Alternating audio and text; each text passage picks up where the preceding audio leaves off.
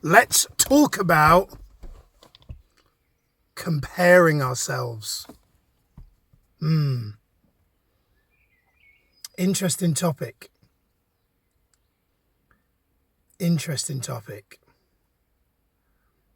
We were out in Kenilworth near Coventry yesterday and met a beautiful guy and his wife. Really great, lovely human beings, just really beautiful energy.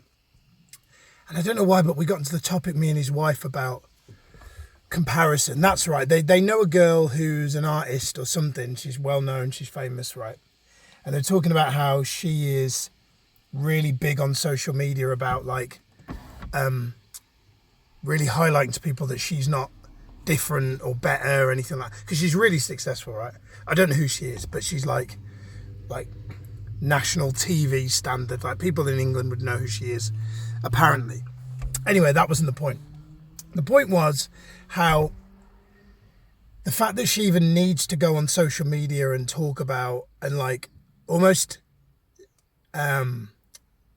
diminish her light, because that's what she's doing. Effectively, she's diminishing her light so that people don't feel less than compared to her, which is a really beautiful thing to do, right? It's a beautiful thing to do. But I think the sadder thing is that she needs to do that, or she feels the need to do that. What's the saying? Your playing small doesn't serve the world. I remember I saw that in Coach Carter, the movie with Samuel L. Jackson. Great movie. Love that scene. What is your deepest fear, young man? And eventually gets up and says, our deepest fear is not that we're inadequate, it's that we're powerful beyond measure. Your playing small doesn't serve the world.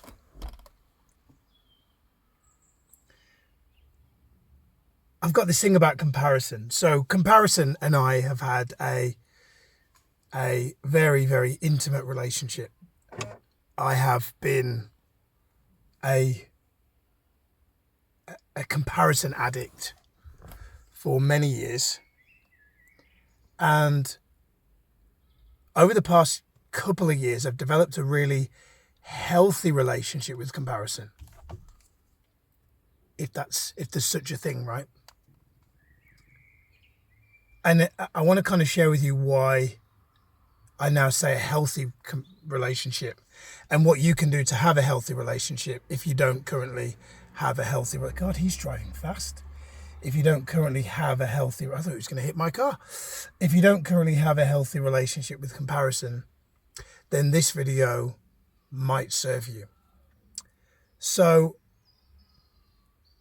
I believe that I have in the past, and I'm not going to say I won't ever compare again, but I've had more of a negative comparison to other people more than positive. Because the thing with comparison is it can go two ways. You're either better than or you're less than. And for most people, it tends to be less than. Like it's either inferiority complex or superiority complex. And for most people that feel bad about themselves anyway, or have a general low sense of individuation and self-esteem, it tends to be inferiority complex. So anyway, I've had an inferiority complex for many years, stemming back to childhood. Fundamentally, the emotional regularity foundations in me were not necessarily set. If you know my story, I'll talk about, dad not being there, mum, because of her upbringing, didn't know how to emotionally regulate and therefore nurture me. So that obviously meant that I was, had problematic relationships and, problematic, let some fresh air in my car, 'cause it's very hot. Just like problematic relationships with people. And what I would do is I would look to other people that were like what I considered to be successful, and I would seek them out to help me make my life better, what I thought would be like more successful. I saw them as they're more successful than me, so I need to be around them. And I would so kind of like leech off people's energy that I perceive to be more successful than me. Whether paying for them to be a mentor or just helping out their events. But there was always a hidden agenda, which is I feel inferior to you. So if I spend more time with you, hopefully that will remove that. But it never did. It never did. And the reason it didn't is because fundamentally the whole comparison thing is fundamentally flawed. Because when you are, in essence, looking to somebody else, anybody else, to dictate your self-worth dial, it will always be kind of swinging back and forth from like inferiority, superiority, all this kind of stuff. So the fundamental first thing you've got to do is you've got to individuate. Like you've got to spend more time going in. You've got to spend more time getting to know yourself. How do you do that? Well, and I'm going to share with you something on an intellectual level, which is irrelevant without the, what's the opposite of intellectual? It's not, I'm not going to say dumb. So I just made a run for my own back.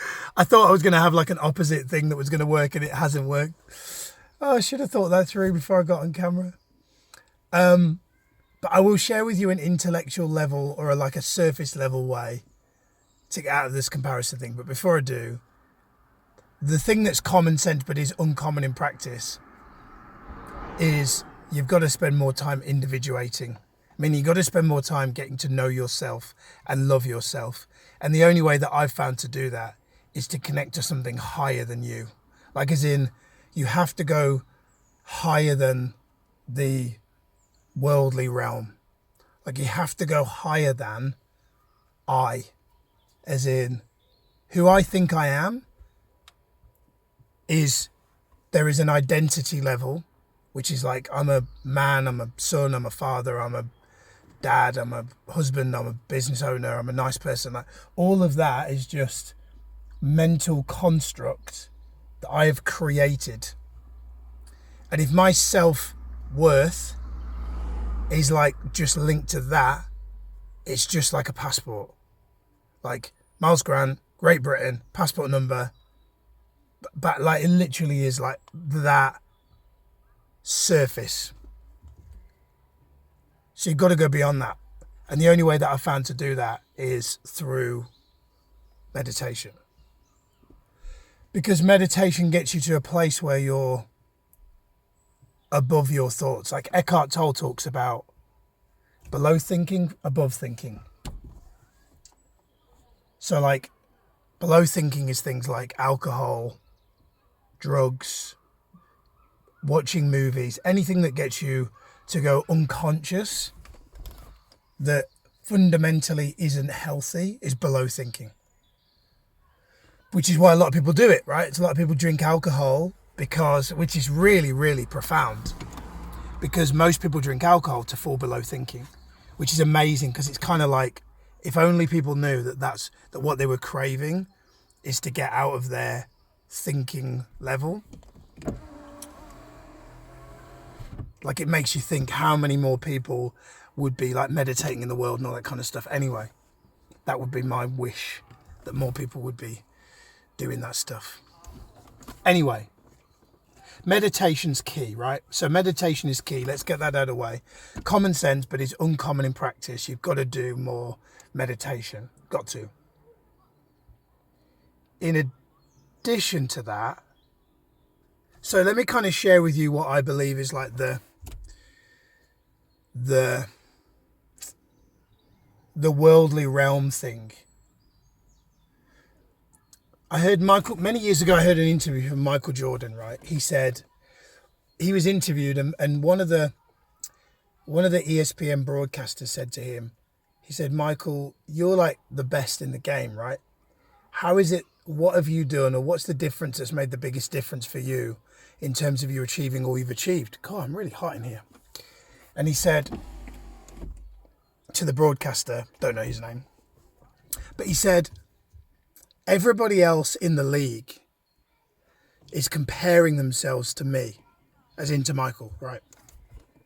And Michael said, I'm only comparing and competing with the me of like last season.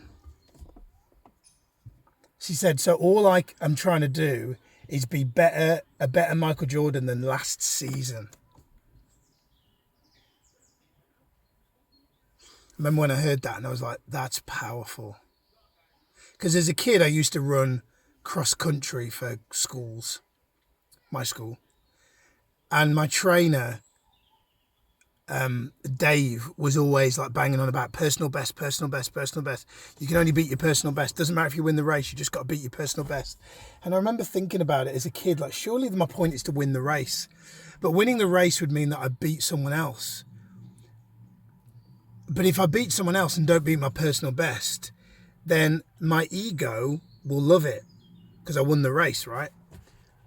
But I didn't run faster than I ran last time. To put it another way, Vince Lombardi, the former one of the greatest basketball coaches of all time at college level, he always used to say his players, like, they could have better numbers than the other team on the scoreboard, but it was ultimately the internal scoreboard that mattered most. So in other words, you're only competing with yourself. You're only competing with yourself. And so I think comparison is a good thing because you're only ever competing with yourself. And when you get to the point where you're only ever competing with yourself, then you realize all you've got to do is outgrow the you from last season. And then it becomes a game. Like, I know categorically, if I'm only comparing myself to myself, I'm 1,000% a better human being, man, husband, father than I was this time last year. This time last year, I was going through a period of really intense therapy and shadow work. It was a really deep, dark time. Business was struggling. I was having a lot of challenges in interpersonal relationships. It was a really challenging time, but it's a really important time with a lot of growth. And I wouldn't have been able to articulate this message in these videos the way I am now 12 months ago. Because I didn't know the things that I now know about myself, right?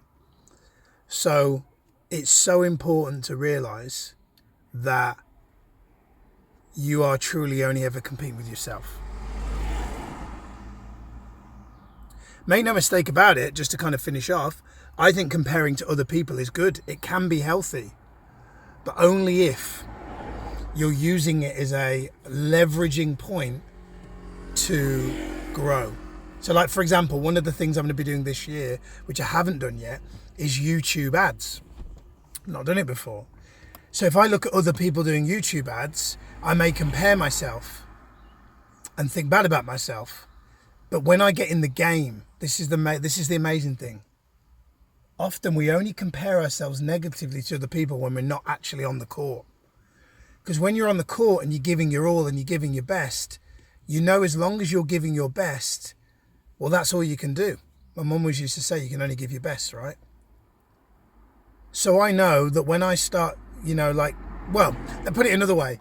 This is a new type of video that I'm producing that you're watching right now. It's new, the way I'm communicating in the car and all this kind of stuff. And there are people online on YouTube that I am modeling in doing this type of video. But fundamentally, it's my voice.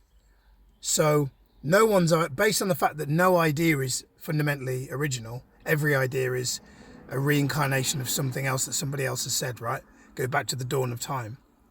So with that said, me looking at somebody else and going, oh, I like their videos. Like, there's a guy I love called Aaron Doherty. I like Aaron's videos. I'm going to model them.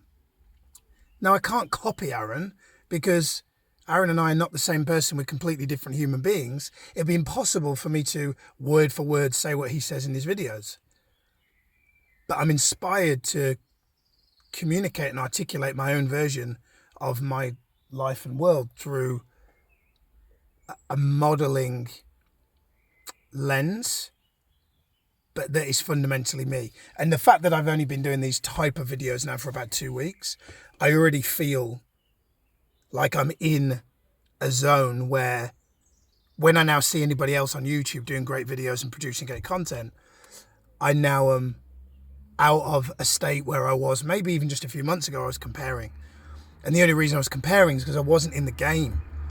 I wasn't giving my personal best. So the key thing to realize is when you give your personal best, you'll find that you compare yourself less because you know that you're on the court and that as long as you were doing something that is attempting to beat what you did last season,